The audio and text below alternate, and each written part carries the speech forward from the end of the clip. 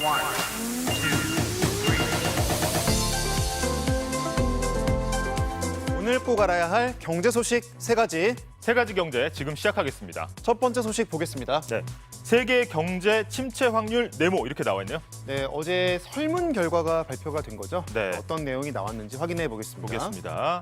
47% 이렇게 나왔네요. 거의 절반에 가까운 되게 높은 수치인데 이게 네. 이제 그만큼 좀 우려가 크다는 거 아니겠습니까? 맞습니다. 대외 경제정책연구원에서 경제 전문가 54명에게 물었더니 올해 말이나 내년에 세계 경제 침체 확률이 어느 정도 될 것이냐, 한 평균 47% 정도 나왔다는 소식입니다. 이게 평균 수치거든요. 구체적으로 설문 결과를 좀 그래프와 함께 보면요. 보겠습니다. 침체 확률을 사실은 객관식으로 물어본 거죠. 네. 그랬더니 20에서 35%를 예견한 전문가가 18명으로 가장 많았고요. 네. 그리고 50% 이상이라는 의견도 이 마지막 세 개 막대를 합치면 거의 20명이 넘게 응답을 했습니다. 이제 그만큼 우려가 좀 크다 이렇게 볼 수가 있겠죠. 네, 맞습니다. 지난해부터 좀 계속 진행되어 온 이제 글로벌 공급망 붕괴, 거기에 따른 비용 상승으로 인해서 이 수출로 먹고 사는 우리나라는 가장 큰 타격이 좀 예상이 되고 있는데요. 이에 따라서 국내 전문가들도 세계 경제 침체를 굉장히 심각하게 바라보고 있다. 이걸 나타내주는 지표가 되겠습니다. 네, 그리고 전문가들은 만약에 침체가 오게 되면 얼마나 지속될 것이냐라는 질문에 평균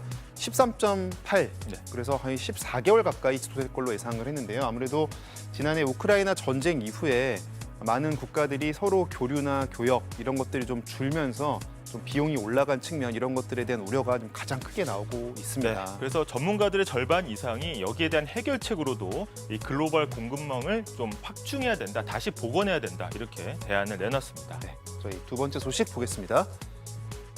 제가 읽어보겠습니다. 10개월 만에 다시 네모 주담대. 네, 10개월 만에 어떤 변화가 있었는지 한번 보겠습니다. 3%대 주담대 이렇게 나와 있네요. 주담대가 주택담보대출의 줄임말인데요. 이 3%대라는 게 이제 가장 낮은 금리가 처음으로 진입했다 뭐 이런 의미인 거죠. 네, 모든 상품이 뭐 3%대는 아니고요. 가장 하단 금리, 최저 금리가 이 3%대에 다시 진입을 했다 이런 소식입니다. 그래서 그래프 보면서 좀 설명드리겠습니다.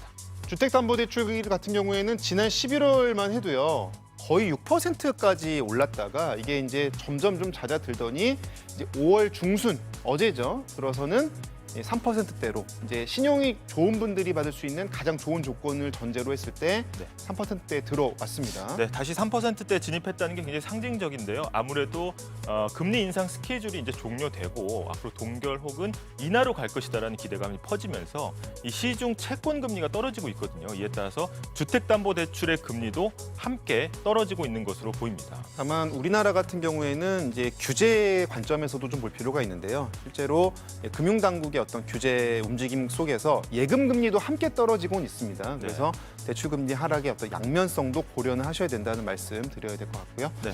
네, 그럼 마지막 소식으로 가보겠습니다.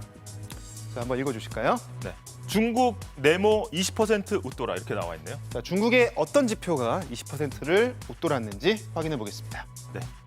청년 실업률이 20%를 웃돌았다 이렇게 나와 있습니다. 근데 이 정도면 5명 중 1명이 넘는다는 얘기인데 네. 중국 당국에서도 상당히 좀 부담스러워할 만한 수치겠어요. 네, 청년 실업자도 사상 최대를 나타냈고요. 한번 그래프 추이를 좀 보면서 설명을 좀 드리겠습니다. 네, 중국의 청년 실업률이 사실 지난 2년간 추세적으로 오르고 있어요.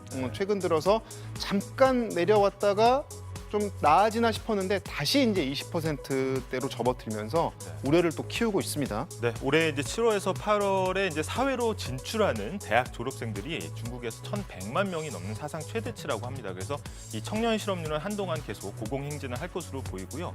하지만 이제 소비라든지 산업 생산은 늘어나고는 있지만 기대치는 크게 못 미치고 있지 않습니까? 네. 그래서 이 중국 내부의 그러니까 내수 시장의 경기가 우리가 기대하는 것만큼은 회복되지 않고 있다 이렇게 볼 수 있겠습니다. 네, 우리가 중국 지표를 눈여겨보는 건 우리의 수출이 좀 살아나고 우리의 반사 이익을 좀 기대하는 측면도 있기 때문인데요. 지금 중국에서 나오는 여러 지표들이 좀 그런 전망을 어둡게 하고 있습니다. 지금까지 세 가지 경제 소식 살펴봤고요. 저희는 내일 더 알찬 경제 소식으로 찾아뵙겠습니다. 지금까지 세 가지 경제였습니다.